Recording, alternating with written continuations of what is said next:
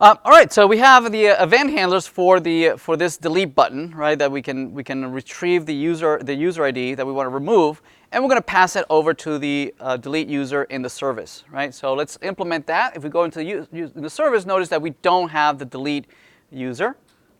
So let's do that now. Let's implement it down here. So this will be function delete user, and it takes as argument the user ID, right? And what we're going to do is that we're going to do a fetch, just like we did earlier. It's going to look somewhat similar to this find all users, right? Let's put it in there. But the difference is that it's going to have a different method. It's going to be the method is delete. Okay? It doesn't need to pass any headers, right? But it's not going to pass any information over. The only needs that it needs to pass is the ID of the user. User ID, meaning it's going to take our HTTP URL, is going to append /user ID. All right? And that's how the service on the other side, the web service, will know which one to remove. Okay? All right, it doesn't need to return any JSON because probably the service is just going to remove the user and it's not going to return anything. Right? It's just going to say, okay, I removed it, perhaps some status information, whether it was successful or not, but we're just going to return, it'll be void. All right? So this is just going to, there's not going to be any JSON to parse. Right? So it's just going to return an OK from the server. All right? Okay, so if we try this and we actually click on a delete, notice that we get an error from the server. The server is saying, I have no mapping to that URL request. Right? If we look at the network, we see that indeed we were able to generate the URL. Here it is. It went out to localhost API user /2, but it came back saying, sorry, there's not found. Right? So we need to go on the server side and implement that. All right, let's do that. Let's go on to the server side. We had created a service here somewhere. Here's our user service. And indeed, we only have a post to create and a get to retrieve all of them. Right? So let's do a delete mapping that maps to /API/user. And there's a parameter that's going to be appended at the end, which is going to be my user ID. Okay, this name doesn't have to match any of these names, right? These guys have absolutely nothing to do with one another. Well, the only thing that we're passing is just that number at the end. Okay. Here on the server side, I'm going to call it locally. I'm going to call this path parameter, this path variable. I'm going to call it user ID with the curly brackets, and I'm going to execute this delete user. The name for these functions are irrelevant. Okay. I am following a naming convention that I'm calling the client on the functions, the services on the client, the same name as I'm calling on the server, just to keep everything straight in my head. But there's no connection, no magic here happening, right, between these two names, right? And the names are irrelevant. They're only useful for us to know what's going on. Let me load delete mapping. And I'm going to receive an integer user ID, and just to make sure that to make the point that this parameter doesn't have to have the same name, I'm going to call it differently. So what we need to be able to do is to parse this parameter off of the path. So to do that, we can use an annotation. We can say path variable, and say, hey, there's a path variable called user ID. There could be multiple ID parameters. You can pass multiple things in the path, right? You could be, user / the user ID /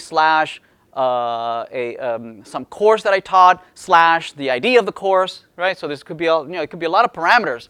So that's why they're named. I need to say, well, which one are you referring to? The user ID parameter. So parse that out with the path variable, and pass it to me. All right, and populate this ID variable as an integer. So there better be an integer there, right? If I pass something that is a string, then this will fail. Right? It will give me throw an exception that it was not able to parse that as an integer. All right, great. So once we have it, we can just say repository dot delete by ID. Right? Again, that's one of the boilerplate CRUD operations that we can use, and we just pass in the ID. Okay. All right. So let's try it out. Well, let's restart the server to see if this explodes.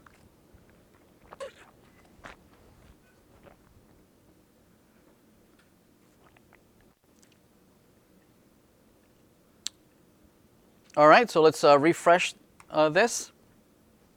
And let's remove some here. So let's remove this EE111. Notice that our delete was successful now. Okay, it came back as 200. So the server says, I found the delete. So hopefully it worked. Let's refresh the page, and notice that EE111 is no longer there. Right. So ideally, what we'd like to be able to do is refresh the page. Right. So let's go back to the controller. That's the responsibility of the controller. The server has absolutely no idea that all this data is being rendered by jQuery. It doesn't care, right? We could use the same exact service that we're using today on next week's React, right? React, you could just use this service. We can, and actually, we'll do that. We'll use the same exact service that we built today for jQuery, but we'll use it for React, okay? It doesn't really care what the front end is doing. Its only responsibility is to talk to a database, to the server. Sorry. So anyway, so on the controller, we went out and deleted the user, and what the service could do is return. Actually, it does return the delete. There it is. It deletes it and then returns the response. And the controller can then do a then and call the find all users. Okay, after having deleted it. And let's see if this works. Let's refresh. If we go down and do a delete, it didn't delete it. Why are you not deleting it? My source, controller, delete, then find all users. Come back here. So if we do a delete, there it is. We can step in. We're in the service. Here's our response. Continue. Oh, okay. So yeah, there's nothing. This comes back as all right. So we can just do this, right? So we can just say instead. I think we can just return this right here like that. And then handle the then over here. Let's try that. Let's remove that. Continue. Let's delete. Delete.